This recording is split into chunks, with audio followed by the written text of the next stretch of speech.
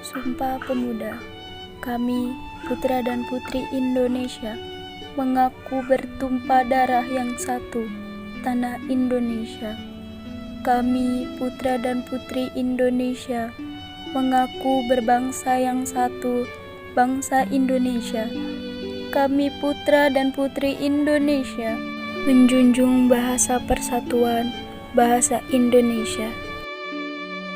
Si Kong Liong, pemuda Tionghoa di sejarah Sumpah Pemuda, lahir pada tanggal 3 Januari 1878. Lalu pada usia 30, beliau mulai menyediakan tempat, juga turut menjadi peserta.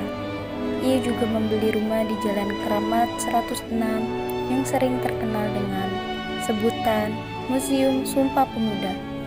Beliau salah satu tokoh Tionghoa yang turut berperan dalam Kongres Pemuda II. Sugondo Jojo Puspito lahir 22 Februari 1905 di Kabupaten Tuban.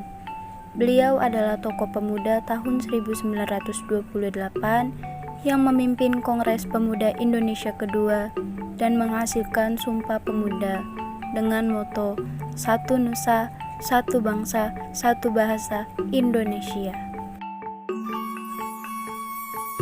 Profesor Muhammad Yamin dilahirkan di Talawi, Sawah Lunto pada 24 Agustus 1903. Beliau memulai karir sebagai seorang penulis. Pada 28 Oktober 1928, beliau membuat himpunan yang kedua berjudul Tumpah Darahku. Karya ini sangat penting dari segi sejarah, karena pada waktu itulah beliau dan beberapa orang pejuang kebangsaan memutuskan untuk menghormati satu tanah air, satu bangsa, dan satu bahasa Indonesia yang tunggal.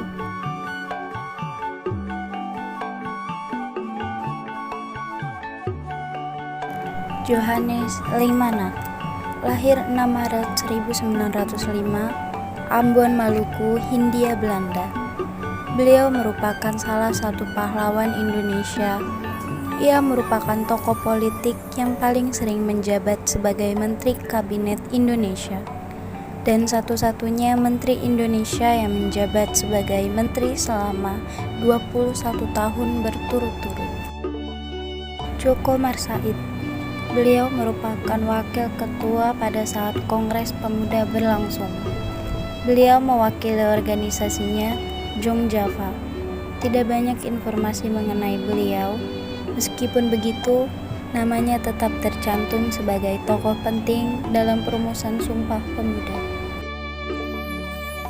Wage Rudolf Supratman, atau yang sering dipanggil W.R. Supratman, lahir pada hari Jumat, tanggal 19 Maret 1903 di Desa Somongari, Purworejo, dalam pelaksanaan Kongres Pemuda kedua pada 27 sampai 28 Oktober 1928. Beliau ikut terlibat untuk pertama kalinya.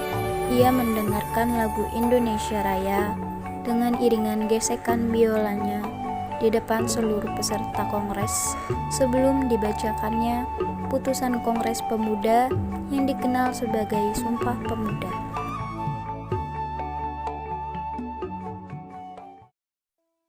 Pemuda Indonesia.